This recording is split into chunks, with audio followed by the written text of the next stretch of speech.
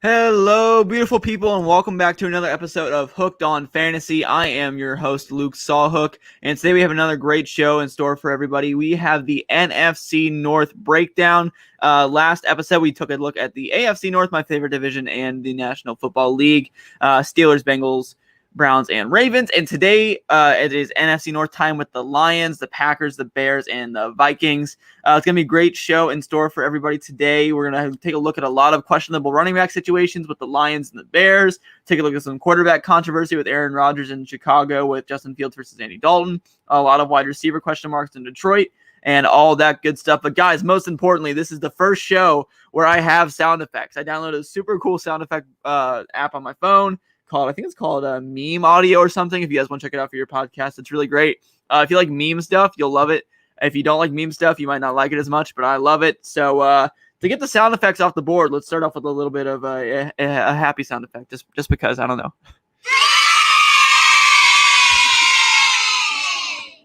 I feel like it's a mistake to give myself sound effects because I'll do it too often and it'll kind of lose its purpose. But, might as well, right? So let's start things off with the fart.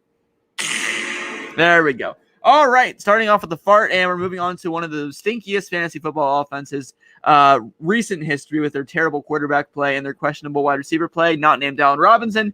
The Chicago Bears. I love the Chicago Bears' future right now. Justin Fields, I think they killed their draft class this season by trading up for Fields. I think he is the future of their franchise. And David Montgomery had a stellar fantasy season last year, finishing as their RB4. Some say it was a fluke to the back half of the easy schedule. I kind of tend to agree with that camp. However, Montgomery's talent is undeniable if you turn on the film and watch him play. He has one of the highest broken tackle rates in the NFL. He's a very successful runner. And right now, he's going in like the end of the third, early fourth round at his ADP right now in redraft leagues, which is an absolute steal in my opinion. He's a stud muffin of a fantasy football running back for your RB1 or RB2 slot if you're going for a very heavy tight end and wide receiver start to your fantasy builds this year. And I really like his value in redraft leagues a ton. I think David Montgomery is locked and loaded again for a huge workload.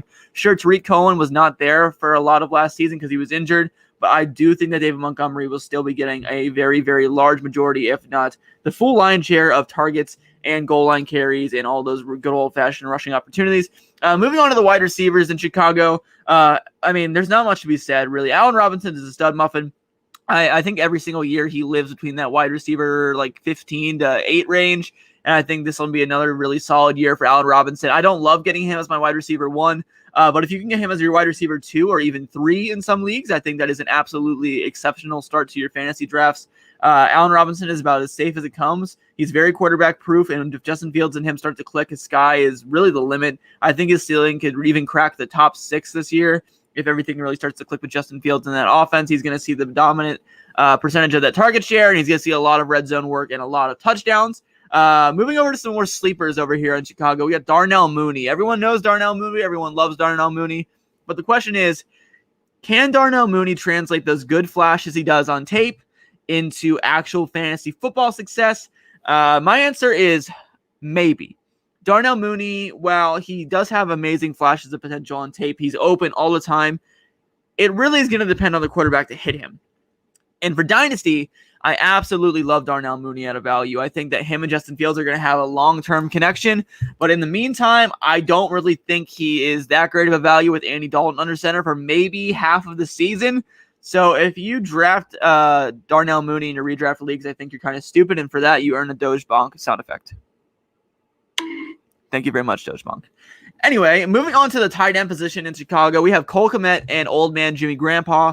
Jimmy Grandpa was actually a very, very good fantasy tight end last year. He was a top 10 tight end. He had a lot of touchdowns and saw a lot of red zone targets, but he is so old. I think he's 34, and Cole Kmet is, a lot younger, and Cole Kmet also showed a lot of potential in his rookie season. He reminds me a lot of the situation kind of going on in Pittsburgh right now with Pat Freiermuth and Eric Ebron, an older, more veteran tight end in front of him with a young, talented rookie, hopefully for the Steelers, coming in underneath him.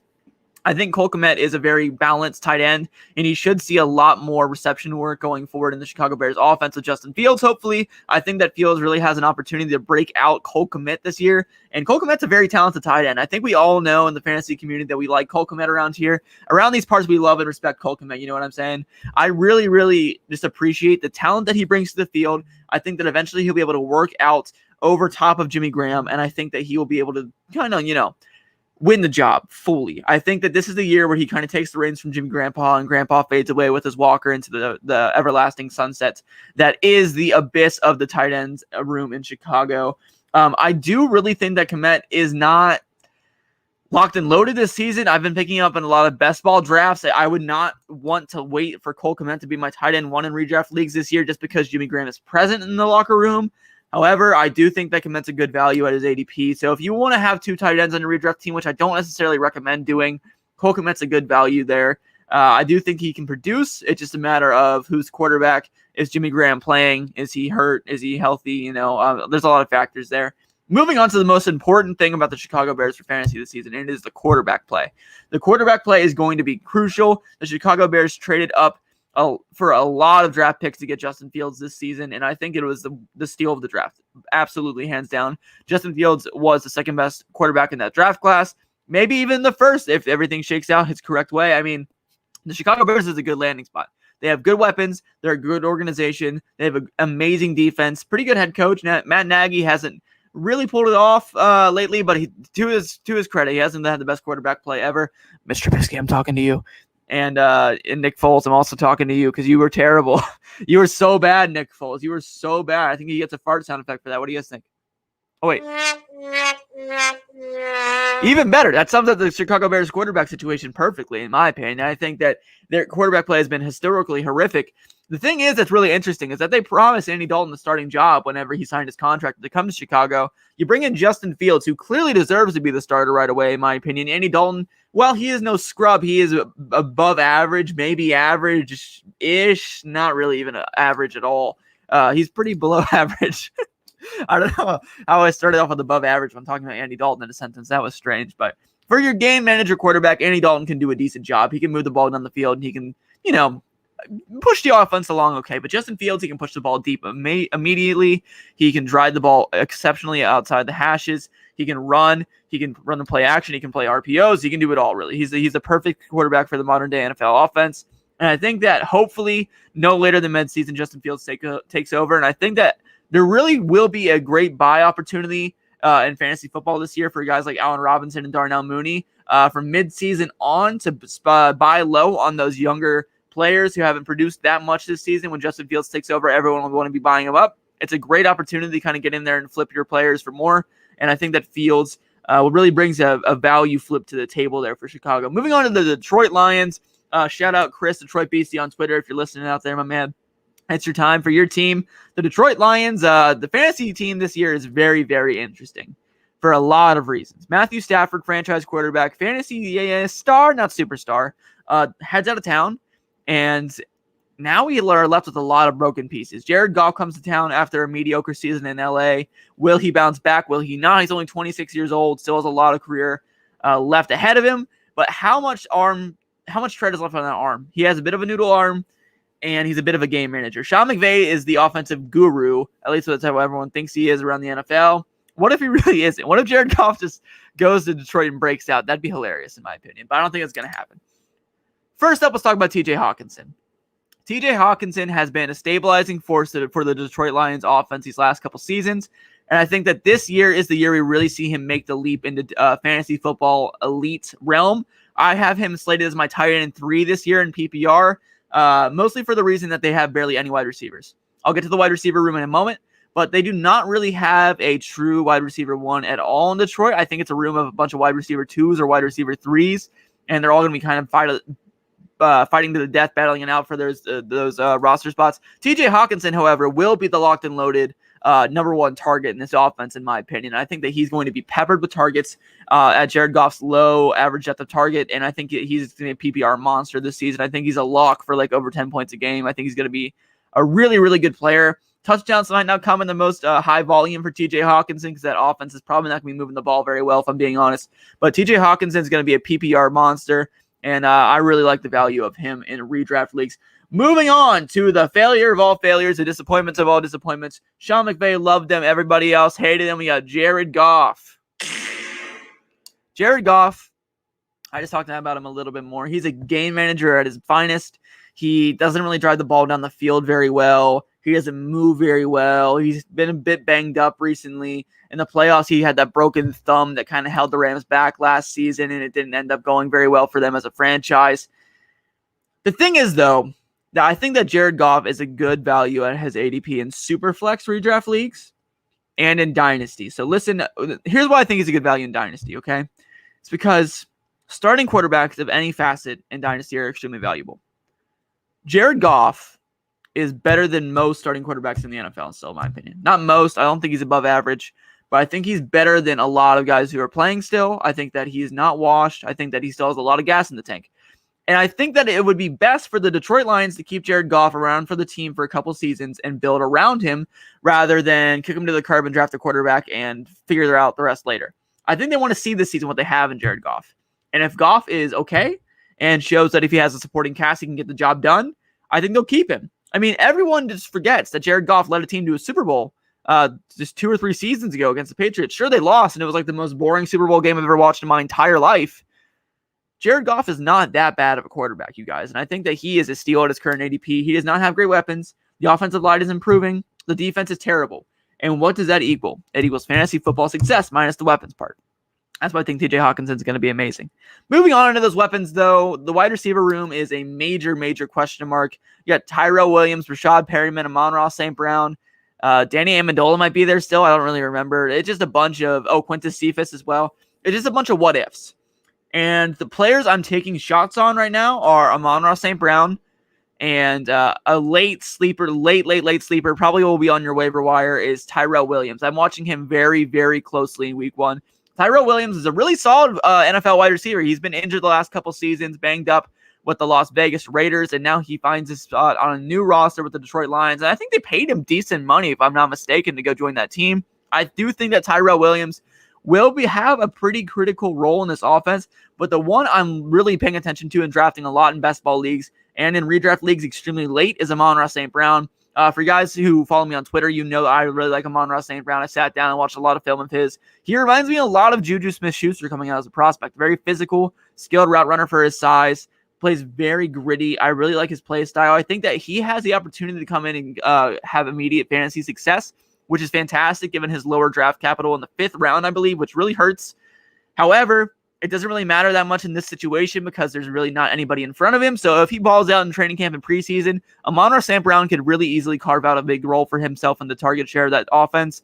And I think that Amon-Ra St. Brown is very underrated right now just because the offense as a whole feels like garbage. If he landed on a spot in any team that had more of a passing volume than Detroit did and had a better receiving room, I think that he definitely would be higher on people's draft boards. It's just because at Detroit, it leaves a little stink on him. Moving on to the question mark, even bigger than the wide receiver room for me, is the running backs. DeAndre Swift is, let me start this off by saying this. DeAndre Swift is exceptionally talented. Last year coming out, I had him as my number 1 running back of talent in the draft class over Jonathan Taylor. That may cause some people to roll some eyes, but it was a pretty 50-50 in the industry at the time between analysts and all that jazz. He's very skilled. He's a 3-down running back skill set, very talented reception player. They have said openly that they want to get him more touches in space. I think he'll get a lot of touches for a PPR lens this season in the reception game. The thing that concerns me is injury and Jamal Williams. I think Jamal Williams is going to get a lot of goal line carries, and I think Jamal Williams is a very talented running back. And I don't know if they're ready to commit to DeAndre Swift in Detroit. They've said before that they're going to ride the hot hand. It's going to be a committee. It's going to be gross. I think it's going to be gross. I'm currently out on DeAndre Swift at his ADP. I know his ADP is late. I believe it's the 3rd round. Listen, I don't hate it. I will take him at a value. I'm not saying I'm completely out on DeAndre Swift at all. I like him still. I think he's a good player. There is a very wide range of outcomes for him this season. He could easily crack that top 15 if everything goes according to plan. However, I project him in the RB20s or very, very late teens. I think that it's just not a good recipe for him. Lower volume than what you would like for a running back on a poor offense. Maybe not getting the most goal line carries to Jamal Williams. I'm okay being wrong on DeAndre Swift this season. In Dynasty, love him. Long-term, DeAndre Swift is a baller. I'm in on him. I think he reminds me a lot of Alvin Kamara. But right now, this season, 2021, I'm out, man. I'm out on DeAndre Swift right now. I'm not going to lie. I can't do it. I just can't do it. And if you're drafting DeAndre Swift as your RB1 right now, this is what I have to say for you. Stop it. Get some help. Thank you, Michael. Moving on to a much more entertaining offense with even more question marks. Guess what? There's a lot of question marks in today's show. Isn't that interesting? The Green Bay Packers, led by drama queen himself, Aaron Rodgers, the most talented quarterback of all time besides Patrick Mahomes, in my opinion, on an NFL field. Aaron Rodgers is having a bit of a diva streak to him this year. He does not really want to play for the Packers, and the Packers are not going to trade him. So let's just assume that Aaron Rodgers comes back. He's a locked top 10 quarterback for me, and I think Devontae Adams would be my wide receiver 1, and Aaron Jones would be a top 7 or 8, maybe top 6 running back for me in my rankings. In the meantime, Aaron Rodgers is outside of my top 10, and in real life drafts, he's probably off my board. I play fantasy football as risk averse as possible in my redraft leagues. And if I am drafting a quarterback that I don't know is going to be there, I'll pass. His ADP is not bad. It is lower than your middle tier quarterbacks like Dak Prescott, that kind of range of quarterback. He's a lot lower than that. A lot lower than that for a guy who was the MVP of the league last season. However, we don't know if he's going to show up. And if he does, he's going to put on a show. Aaron Rodgers is a phenomenal quarterback. Devontae Adams will put on a show. He's a phenomenal wide receiver. Aaron Jones will put on a show. He's a phenomenal running back. But will he be there? So now you know what my projections look like with Aaron Rodgers there. Locked and loaded. Devontae Adams, my wide receiver 1.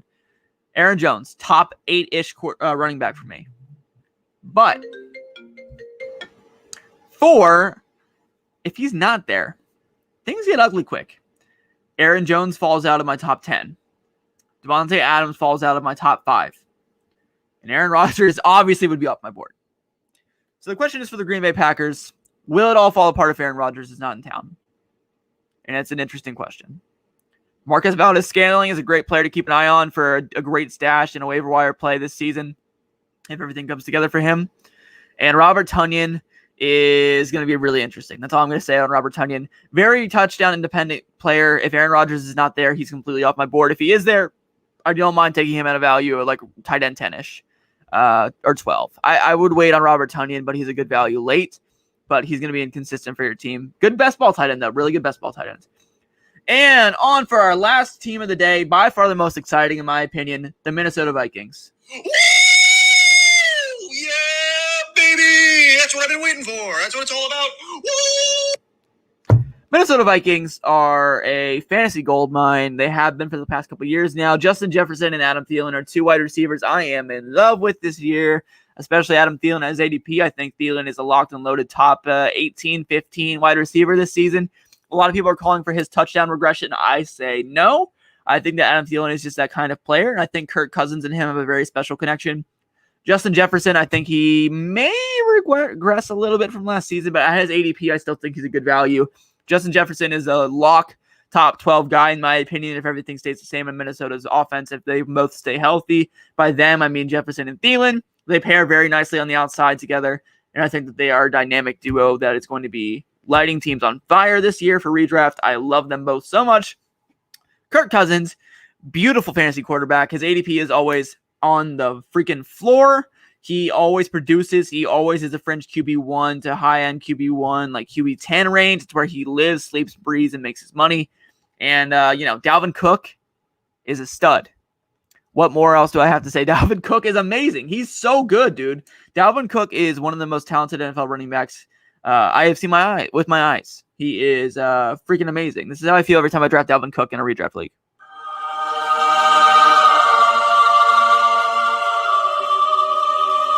That's how it feels. Swear to God, that's how it feels. That's how it feels. If you pick him, that's how it feels. And last on the Minnesota Vikings, we have, Irv Smith Jr. Don't draft him. Don't do it, guys. Don't do it. The head coach literally said that he's not going to get an increased role. If we can't even get head coach speak that's positive, you really think he's going to take a step forward? Really? I don't think so. I'm not buying it. Irv Smith Jr. is off my board personally this season. But yeah, guys, that'll wrap up today's NFC North breakdown. The Vikings, I love them. Packers, big question mark. It all depends on Aaron the Diva Rodgers if you're feeling nasty. Detroit Lions, question marks all over the freaking place except for TJ Hawkinson. He is my father. I love him. And the Chicago Bears, David Montgomery is a fantastic value. Allen Robinson is a stud muffin. Darnell Mooney is a fantastic sleeper. Who's going to win out in the tight end room, Cole Kmet or Jimmy Grandpa? And then keep an eye on Justin Fields versus Andy Dalton. And that'll do it for today's show, everybody. Until next time, I'm your host, Luke Sawhook. Follow me on Twitter at Luke Sawhook if you are not already, and I will see you on Thursday. Have a great day, everybody. See you later.